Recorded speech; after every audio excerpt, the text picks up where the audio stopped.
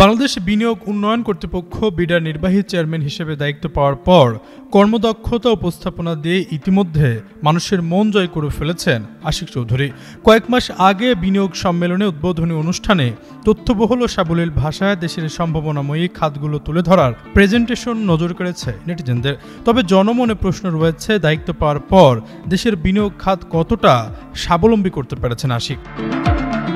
সেই প্রশ্নের উত্তর নিজে দিয়েছেন বিডা চেয়ারম্যান। কদিন আগে নিজের ফেসবুক ওয়ালে এক পোস্টে আশিক জানান, এই বছরের প্রথম ৩ মাসে বিদেশি বিনিয়োগ হয়েছে 10,500 কোটি টাকা।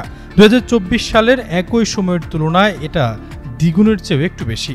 আর অক্টোবর থেকে হিসেব করলে 6 মাসে এফডিআই এসেছে 16,500 কোটি টাকা, যা গত সরকারের আমলের শেষ 6 মাসের তুলনায় মাত্র দ্বিগুণ।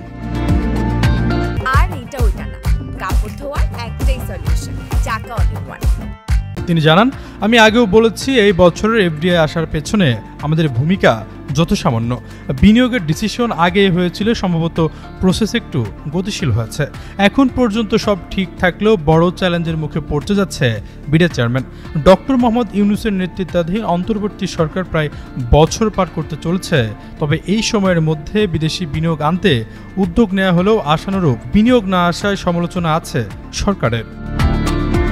তবে বিডা চেয়ারম্যান জানিয়েছেন, নতুন বিনিয়োগ আনার ক্ষেত্রে চীনের একাধিক কোম্পানির সাথে আলোচনা ফলপ্রসূ হয়েছে। সাংহাই ও গুয়াংচুতে অনুষ্ঠিত দ্বিপাক্ষিক বৈঠকগুলোতে চীনা কোম্পানিগুলো আগ্রহ প্রকাশ করেছে। তাদের আগ্রহ ও সক্রিয় অংশগ্রহণ আমাদের আশাবাদী করেছে। আশরাফুল ইসলাম, যুগান্তর নিউজ।